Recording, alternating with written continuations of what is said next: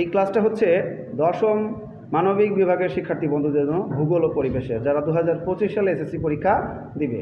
তো যারা এই ভূগোল ও পরিবেশে ভালো করতে চাও বন্ধুরা, তোমরা এই ক্লাসগুলো, বিশেষত আমি যে ক্লাসটা বানাচ্ছি এরকম তোমাদের ক্লাসগুলো দেখতে হবে। অনেক মজা করে তোমরা পড়বা, শিখবা, দেখবে যে তোমাদের পরীক্ষা ভালো হয়ে গেছে। তো চলে যাচ্ছি মূল পড়ার দিকে।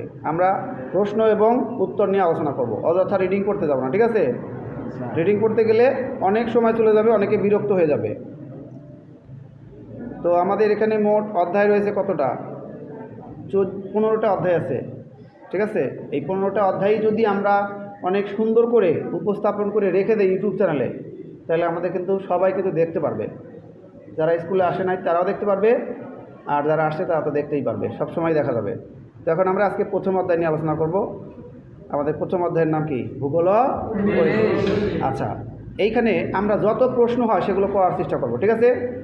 তো তোমরা আমার সঙ্গে অবশ্যই থাকবে। প্রথম প্রশ্ন হচ্ছে, ভূগোল শব্দের ইংরেজি কী? সবাই জিওগ্রাফি, সঠিক উত্তর হয়েছে। এখন পরিবেশের ইংরেজি কী? এনভায়রনমেন্ট, বলো সবাই। এনভায়রনমেন্ট। এখন এই জিওগ্রাফি শব্দটা কয়টা শব্দ নিয়ে গঠিত? দুইটা, জিও এবং গ্রাফি। জিও শব্দের অর্থ কি তুমি বলো তো? ভূ বা পৃথিবী। তুমি বলো জিও শব্দের অর্থ কি? আর গ্রাফি শব্দের অর্থ কি? বর্ণনা। তাহলে দুটো মিলে কি হলো? পৃথিবীর বর্ণনা। আচ্ছা, পৃথিবীর বর্ণনাকে কি বলে জানো? জিওগ্রাফি বা ভূগোল বলে। এবার আমাদের বাসভূমি কোনটা বা আবাসভূমি কোনটা? পৃথিবী। পৃথিবীর ইংরেজি কি শিখলাম? আর্থ। আর্থ মানে পৃথিবী, ইউনিভার্স মানেও পৃথিবী। আচ্ছা, পৃথিবীতে বাস করে কিন্তু নানান রকম মানুষ, বিচিত্র তাদের জীবনধারা। এই পৃথিবীতে বহু রকমের মানুষ আছে। পৃথিবীর এক এক দেশে গেলে একরকম ভৌগোলিক বৈচিত্র্য অনুসারে, তাই না? আচ্ছা, এখন আমরা প্রশ্নের দিকে চলে যাচ্ছি। প্রথমে হচ্ছে ভূগোলের ধারণা। আমরা কোথায় বাস করি বললাম? পৃথিবীতে। পৃথিবী আমাদের কি? আবাসভূমি বা বাসভূমি। মানুষের আবাসভূমি হিসেবে পৃথিবীর বর্ণনাই হলো ভূগোল। এটা হচ্ছে ভূগোলের সংজ্ঞা। ভূগোল কাকে বলে এই সংজ্ঞাটা এখানে রয়েছে।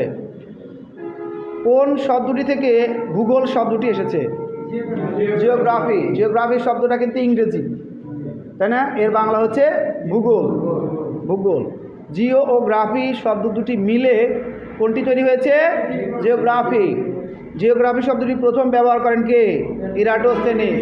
ইরাটোস্থেনিসের বাড়ি কোন দেশে বলো তো? সবাই বলো, ইরাটোস্থেনিসের বাড়ি কোন দেশে? ইরাটোস্থেনিসের বাড়ি হচ্ছে গ্রিসে। সবাই বলো, আবার বলো সবাই, গ্রিস। তাহলে জিওগ্রাফি শব্দটি প্রথম ব্যবহার করেছেন কে? ইরাটোস্থেনিস। আচ্ছা, এবার হচ্ছে আমরা শিখব কমপক্ষে 4-5 জন ভূগোলবিদের নাম। কয়জন? 4-5 জন। আমি তোমাদেরকে বলেই দিই আগে থেকে। সেটা হচ্ছে অধ্যাপক ম্যাকনি, অধ্যাপক ম্যাকনি, অধ্যাপক কার্ল রিটার, অধ্যাপক Dudley Stamp, CC Park, Richard Hartshorne, Richard Hartshorne. এরপরে আর একটা রয়েছে বলো তো? Alexander von Humboldt, Alexander von Humboldt. এই যে এই নামগুলো কোথায় রয়েছে আমি তোমাদেরকে একটু টিক দিয়ে দেখাচ্ছি এখানে স্ক্রিনে। তোমরা যখন দেখবা তখন এখানে ফলো করবা। প্রথমটা রয়েছে হলো এই যে অধ্যাপক ম্যাকনি, এইখানে নামটা রয়েছে অধ্যাপক ম্যাকনি। তারপরে হচ্ছে অধ্যাপক ডার্ডলি স্ট্যাম্প, তারপরে রয়েছে হলো রিচার্ড হার্টশোর্ন, এরপরে রয়েছে হলো আলেকজান্ডার ফন হামবোল্ট। আর একজনের নাম আমরা দেখলাম, সেটা হলো সিসি পার্ক, সিসি পার্ক। আচ্ছা, ওনার নামটা মনে হয় পরবর্তী পেজে থাকতে পারে। তো যাই হোক, আমি ঠিক দিয়ে দিচ্ছি, 4 জনের নাম পেয়ে গেছি আমরা। এখন নেক্সট, তাহলে ভূগোলের সংজ্ঞা কিন্তু অনেকে অনেক রকমভাবে দিছে, তাই না?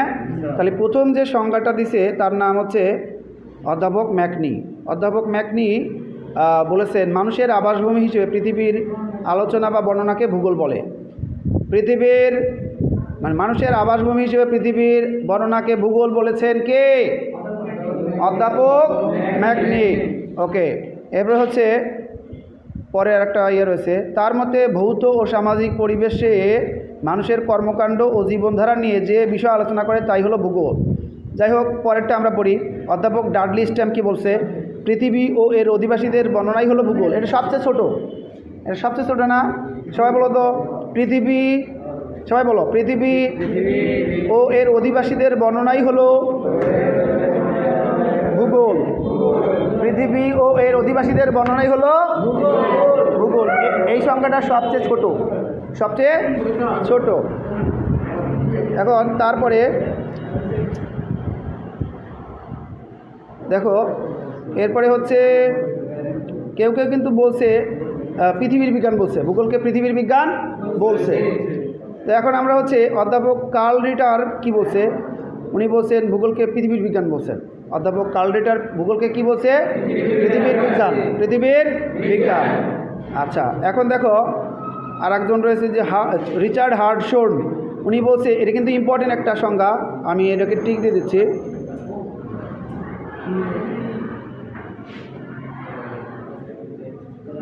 এই সংখ্যাটা ইম্পর্টেন্ট। আচ্ছা, উপর থেকে যাই।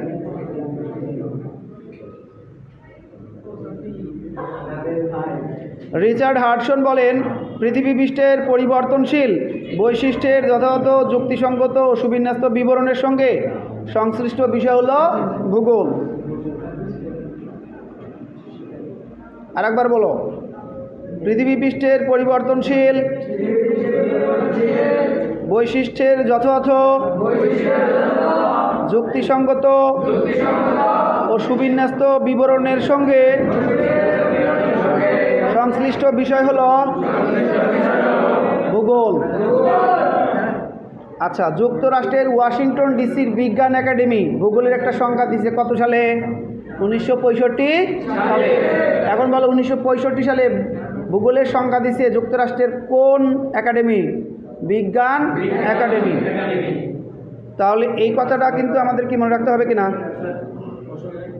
বলো, এই বাক্যটা কি, এই মানে কথাটা মনে রাখতে হবে না? যুক্তরাষ্ট্রের ওয়াশিংটন ডিসির বিজ্ঞান একাডেমি ভূগোলের সংজ্ঞা দিয়েছে 1965 সালে। আলেকজান্ডার ফন হাম্বোল্ট কি বলল? আলেকজান্ডার ফন হাম্বোল্ট বলছে, ভূগোল হলো প্রকৃতির সঙ্গে সম্পর্কিত বিজ্ঞান। ভূগোল হলো প্রকৃতির সঙ্গে সম্পর্কিত বিজ্ঞান। তারপরে দেখো, এরপরে আরও প্রশ্ন আছে, সেটা হচ্ছে মানুষ কোথায় বাস করে বলো তো? পৃথিবীতে বাস করে। মানুষের জীবনধারা কি বিচিত্র নাকি সহজ সরল? না না, মানুষের জীবনধারা বিচিত্র। হ্যাঁ, পৃথিবীতে কিন্তু দেখো জলবায়ু, ভূপ্রকৃতি, উদ্ভিদ, নদী, সাগর, খনিজ সম্পদ অনেক কিছু রয়েছে। এগুলো কি মানুষের জীবনযাত্রাকে কী করে? প্রভাবিত করে না? এখনই যদি ঝড় বৃষ্টি শুরু হয়ে যায়, আমরা মনে করো পালানোর চেষ্টা করি, কিন্তু কোথায় পালাবো? তুমি প্রকৃতির সম্পদ, গাছপালা, তারপরে কি বলে বালি, রড, সিমেন্ট ইত্যাদি সংগ্রহ করে একটা ঘর বানাইছো, থাকার জায়গা, ওর মধ্যেই লুকাইতেছো। আমরা তার মানে প্রকৃতির মধ্যেই লুকাই। আর লাস্ট লুকাই কখন? মইরা গেলে।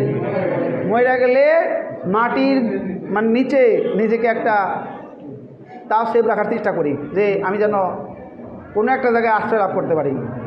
এখন কুকুর যদি তোমাকে কামড়া খাইতো, তাহলে আর আশ্রয় পাইতো না, তাও হাড্ডি গুড্ডি উপরেই থাকতো।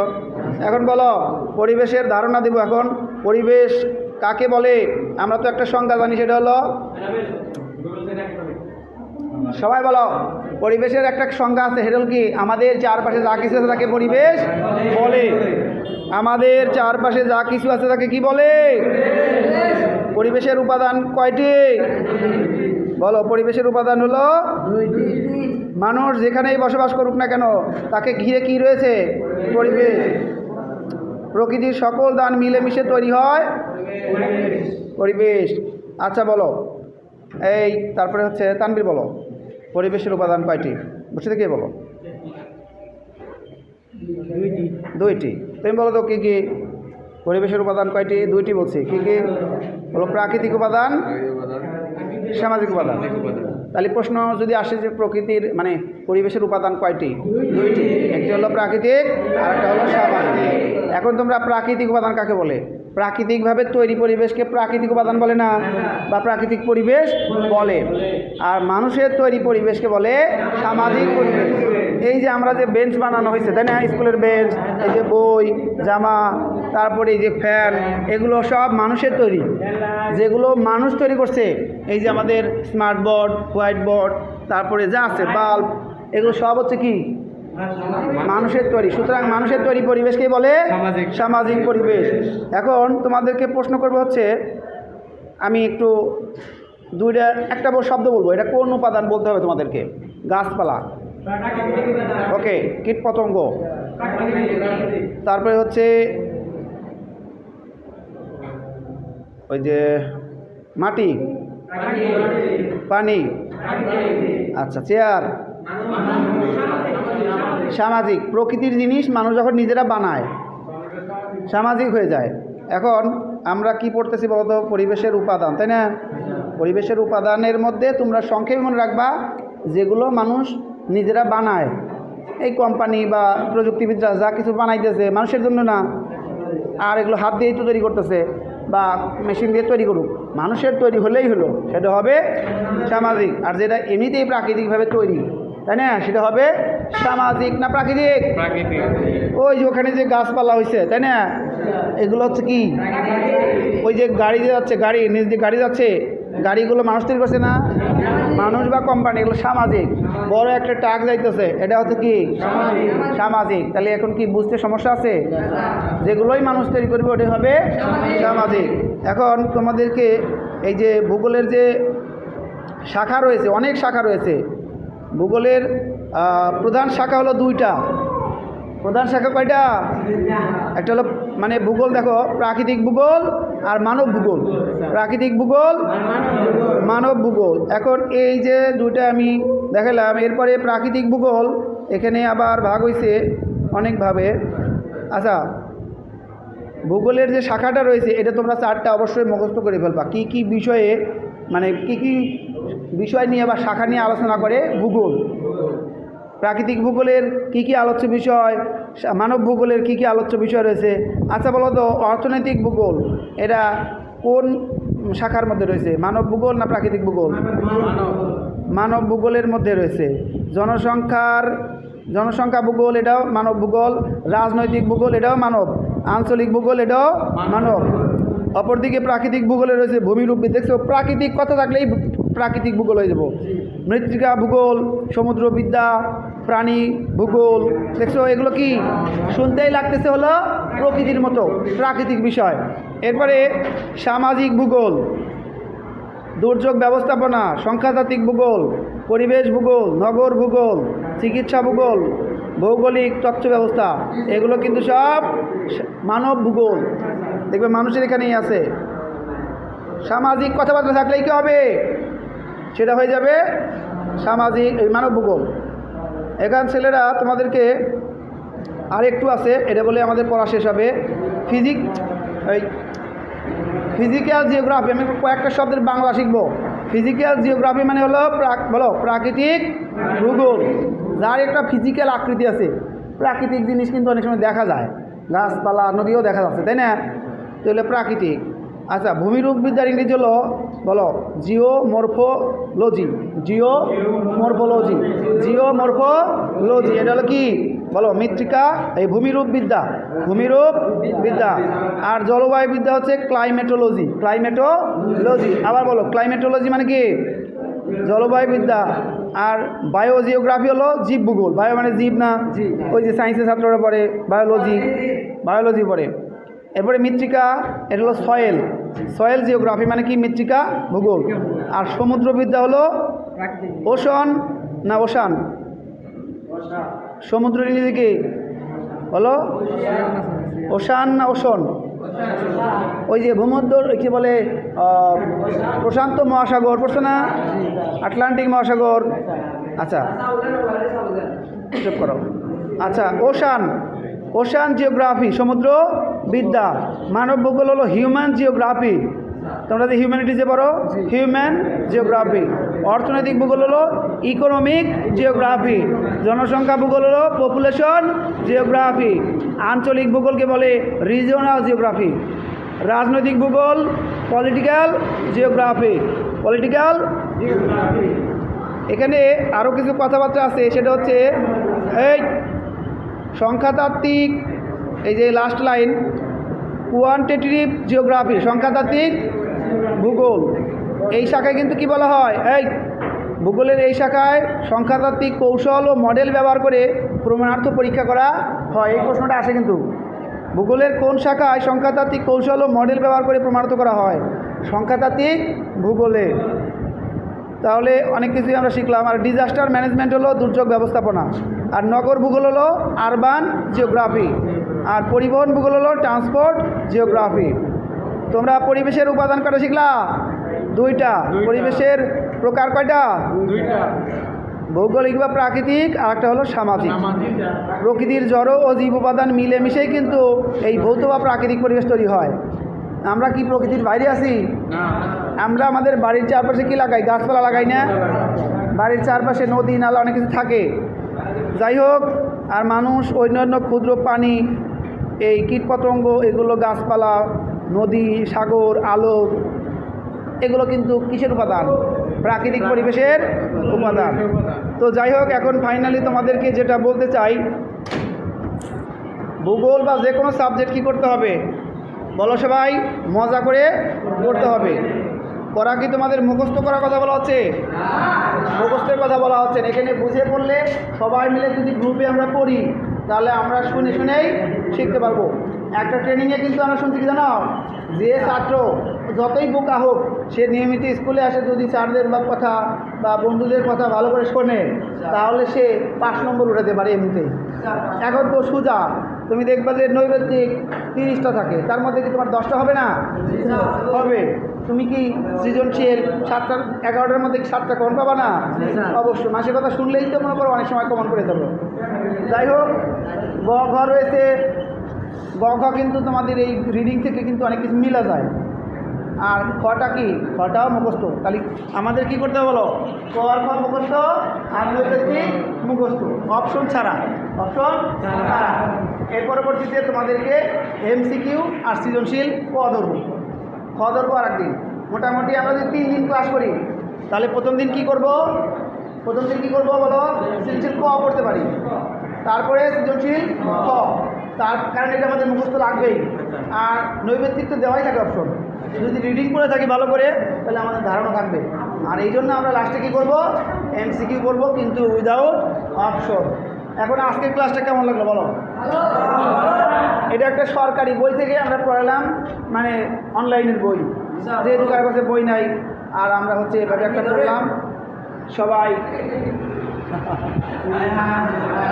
2025-এর এসএসসি পরীক্ষা কিন্তু কী করা লাগবো? ভালো রেজাল্ট করতে হবে, শুধু পাস না, এ প্লাস। প্রত্যেক সাবজেক্টে এ প্লাস থাকা লাগবে। এই জন্য কঠোর পরিশ্রম করতে হবে, কঠোর পরিশ্রম। যে পড়বে না সে ফল পাবে না। লাস্ট কথা একটাই, যে কাজ করে না সে ফল পায় না। সবাই ভালো থাকো। হ্যাঁ, ওইভাবে না। ওকে, সবাই ভালো থাকবো।